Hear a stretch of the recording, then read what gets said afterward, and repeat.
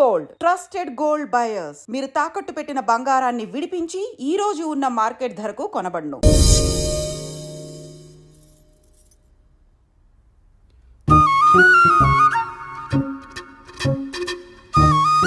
తింటారా?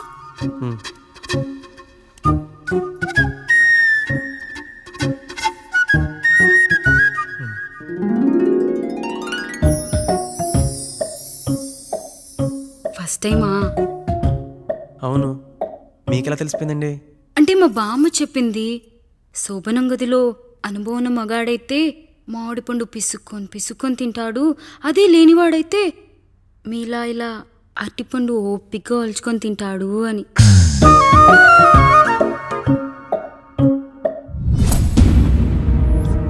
ఏంటవి? అవేంటో తెలీదా?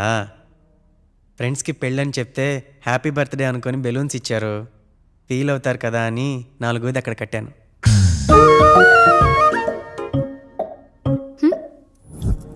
వచ్చాడు. పిల్లల గదిలోకి వెళ్ళారండి. మీరెంత ఏంటి ఇంత రాత్రి అయినా ఇంకా పడుకోలేదా? మీరు లేనిది ఎప్పుడైనా పడుకున్నామా అన్నయ్య? అందరం కలిసే కదా పడుకునేది మావయ్య. సరే అందరం పెద్దోడి గదిలో పడుకుందాం. ఈ రోజు వాడి శోభనం కదా, అసలే కొత్త. పక్కనుంటే ధైర్యంగా ఉంటుంది. పక్క నుండి దగ్గరుండి జరిపిద్దాం, పదండి.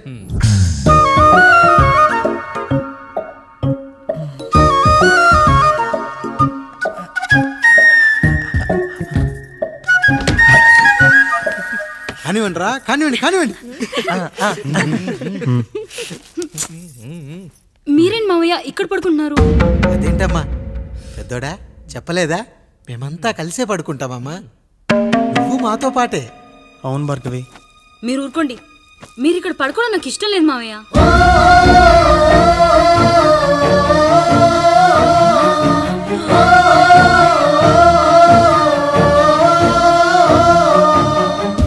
అదేంటమ్మా అలా అంటావు? ఎన్నో చూసాం, ఎన్నో చేశాం. దుక్కి దున్ని కోత కోయకుండానే ఈ విత్తనాలన్నీ మొలకొచ్చాయంటావా తల్లి? అవన్నీ నాకు తెలియదు మావయ్య, మర్యాదగా బయటికి వెళ్ళండి.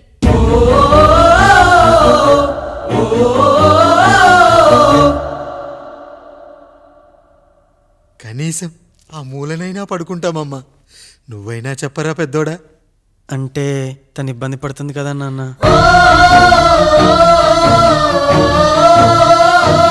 నువ్వు కూడా ఏంట్రా, పిల్లలేదో ఆశపడుతున్నారమ్మా.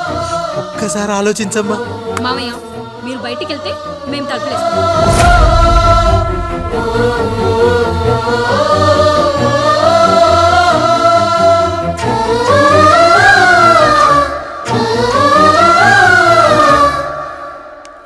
వేసుకోండి అమ్మా, వేసుకోండి.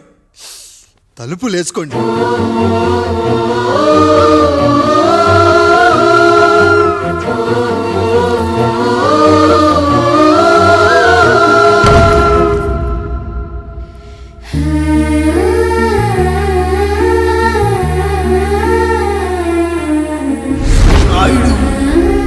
బిడ్డలు జాగ్రత్త. ఈ రోజు నుంచి వీళ్ళంతా నీ తమ్ముళ్ళు చెల్లెళ్ళు కాదు, నీ బిడ్డలు.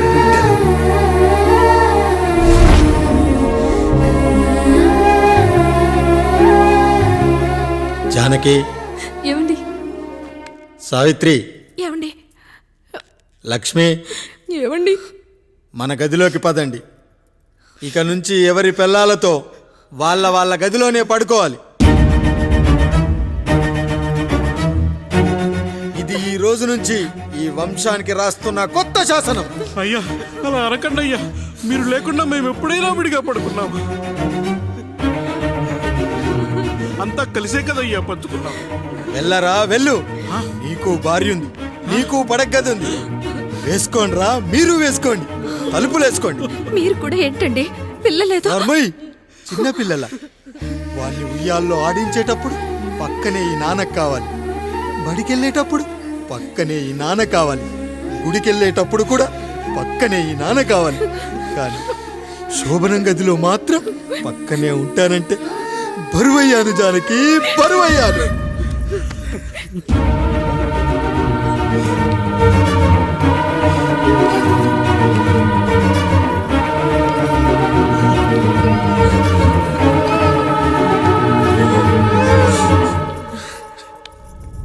ఏంటండి ఇంకా అదే ఆలోచిస్తున్నారా? ఎలా మర్చిపోగలను లక్ష్మి? జరిగింది ఏదో జరిగిపోయింది, మీరు బాధపడకండి. ఎంత మాట అన్నాడో చూసావా? నా భార్య ఇబ్బంది పడుతుంది, బయటికెళ్ళండి నాన్న అన్నాడు. వాణ్ణి ఎలా పెంచాను? చదువుకుంటే పై చదువులకు వాడు వేరే ఊరు వెళ్లాల్సి వస్తుందని చదివే మాన్పించేశాను. జ్వరం వస్తే ఆ మాత్రలు చేదుగా ఉంటాయని నేనే మింగాను. నోరు తెరిచి అమ్మ కావాలన్నప్పుడల్లా ఎంతమంది అమ్మల్ని ఇచ్చాను. నాన్న అన్న ప్రతిసారి నాన్నల్ని ఇవ్వలేకపోయానని వాడికి నా మీద కోపమో ఏమో జానకి. నిజమేనండి, మనమంతా ఇలా లేమే. మన కుటుంబానికి దిష్టి తగిలింది. మా నాన్న మరణంతో ఆస్తిపోయి తమ్ముళ్ళతో నడి రోడ్డున పడ్డప్పుడు ఇలాంటి కష్టాన్ని మొదటిసారి అనుభవించాను. అన్నయ్య అన్నయ్య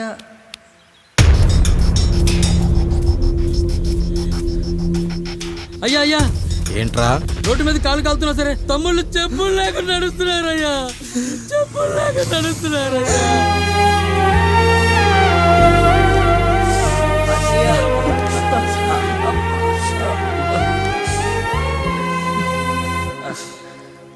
చెప్పులు లేకుండా నడుస్తుంటే కాళ్ళు కాలుతున్నాయట్రా.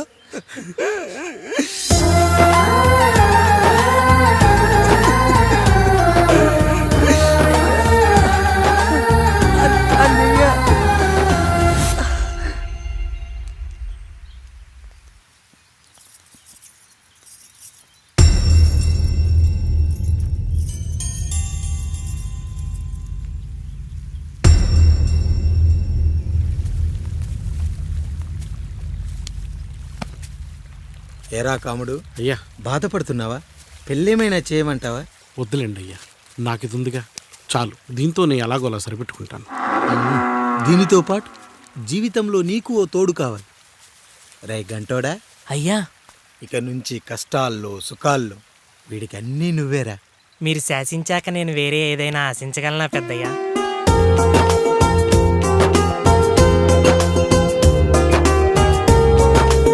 నీ గురించి కాదురా, మీ అక్కది. చాలా గొప్ప మంచి మనసుని విన్నాను. ఈ కాముడికి ఆ రాముడి గుళ్ళో పెళ్లి చెయ్యి. అయ్యా, దాన్ని పెళ్లి చేసుకుంటే దాని భర్త చనిపోతాడని జాతకంలో ఉందయ్యా. మీరంతా కలకాలం ఉంటారంట్రా. వీడు పోతే నేను లేనా? చూసుకోలేనా? నువ్వు పెళ్లి చెయ్యి, పెళ్లి చేయరా.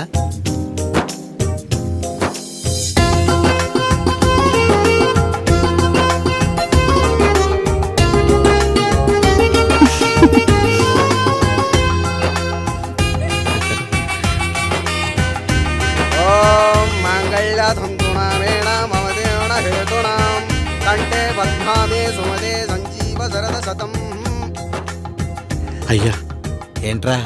మీ చేత్తో నాకు దొంగగా జీవితాన్ని ఇచ్చారు, ఇప్పుడు ఒక భర్తగా భార్యనిచ్చారు. అదే బంగారు చేత్తో ఒక్క ముడివేసి పెట్టండి అయ్యా, మీ నీడను మేము చల్లగా ఉంటాం.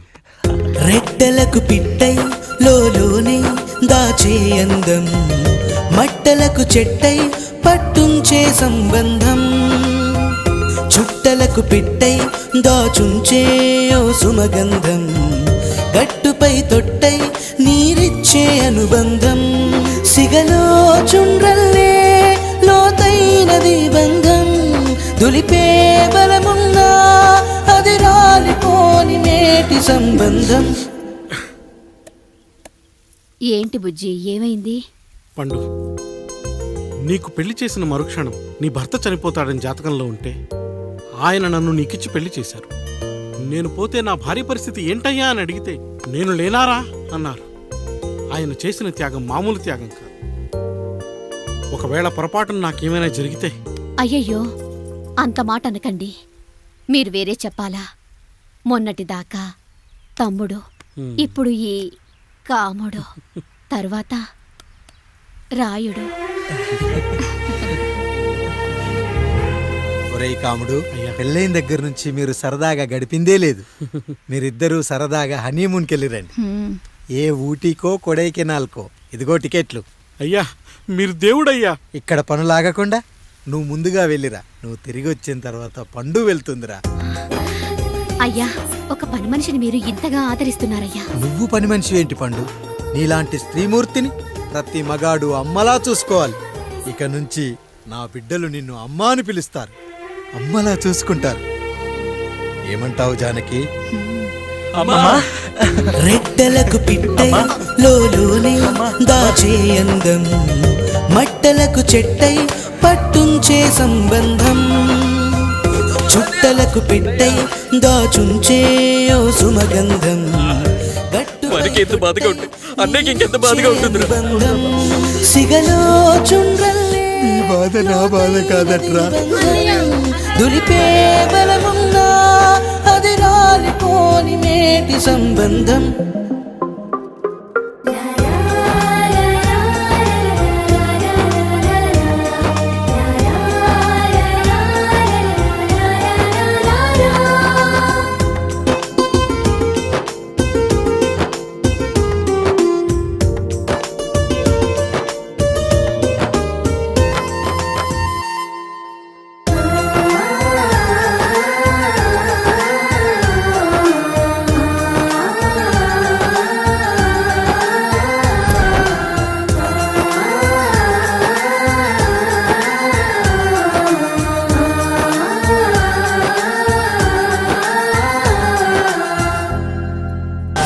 అసలు నీ తండ్రి ఎవరో నీకు తెలుసా?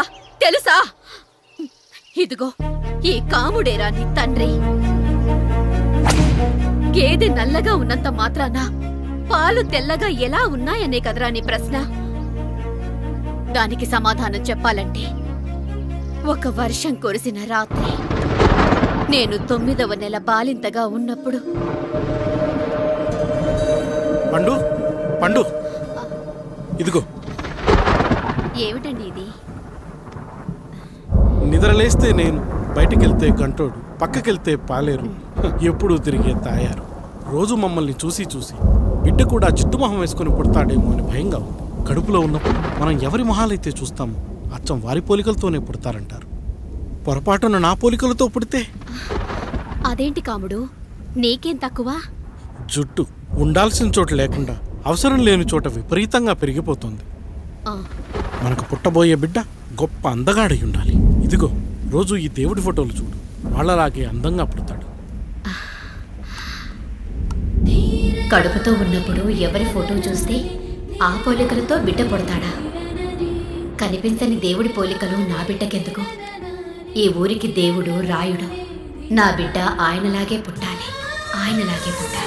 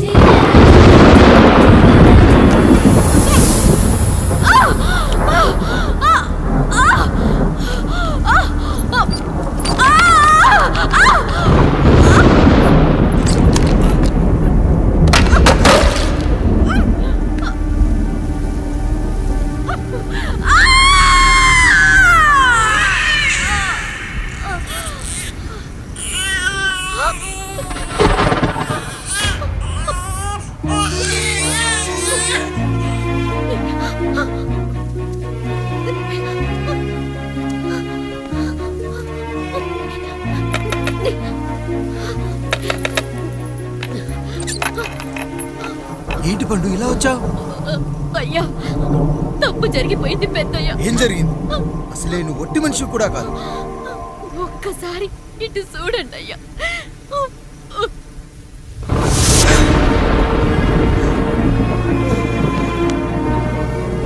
వీడేంటి అచ్చం నాలా ఉన్నాడు?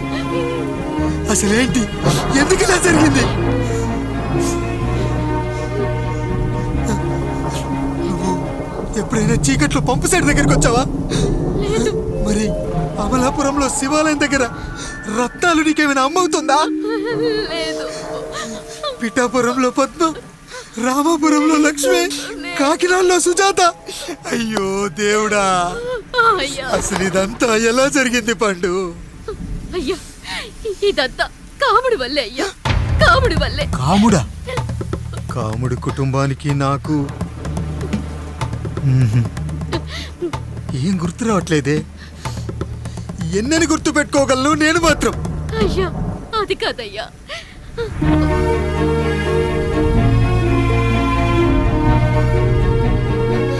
అలా రోజు మీ ఫోటో చూసి చూసి అచ్చం మీలాగే పుట్టాడు. అయ్యో, నా పోలికతో బిడ్డ కావాలనుకోవడం ఏంటి పండు?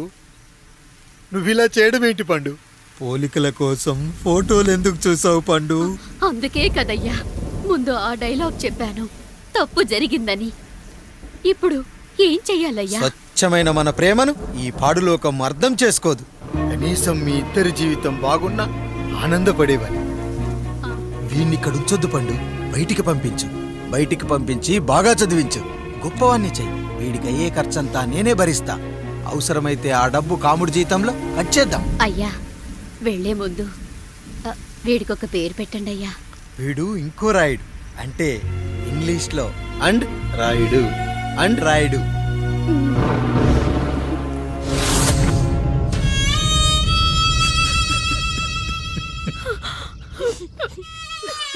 ఇది రా నీ కథ, నా గతం. నిన్ను చదివించడం కోసం ఆయన మీ నాన్న జీతంలోంచి నెలకి 3,000 4,000 కోసేసిచ్చేవారు. అప్పుడు ఆయన పడిన బాధ పగవాడు కూడా పడకూడదు. చూసావారా, దేవుడు లాంటి పెద్దయ్యని అనవసరంగా అనుమానించడం ఎంత పెద్ద తప్పు చేశావో అర్థమైందా? ఒకడు నిమ్మకాయ పెట్టి పసుపు వేసి ఉప్పు కలిపి పులిహోర చేయొచ్చు, కానీ ఆ పులిహోర ఎప్పటికీ దేవుడి ప్రసాదం. నువ్వు ఆ దేవుడి ప్రసాదం. ఇక ఆయనే మీ నాన్న. చూసావా అమ్మా, ఈ రోజు నుంచి నాకు 3 అమ్మలు 2 నాన్నలు. నీకు మాత్రం ఒక్కడే భర్త, నాన్నకు మాత్రం ఒక్కటే భార్య. మా నాయనే అయ్యా, బిడ్డను ఒక్కసారి ఎత్తుకొని తిప్పండి అయ్యా. బాబు, నాన్నా,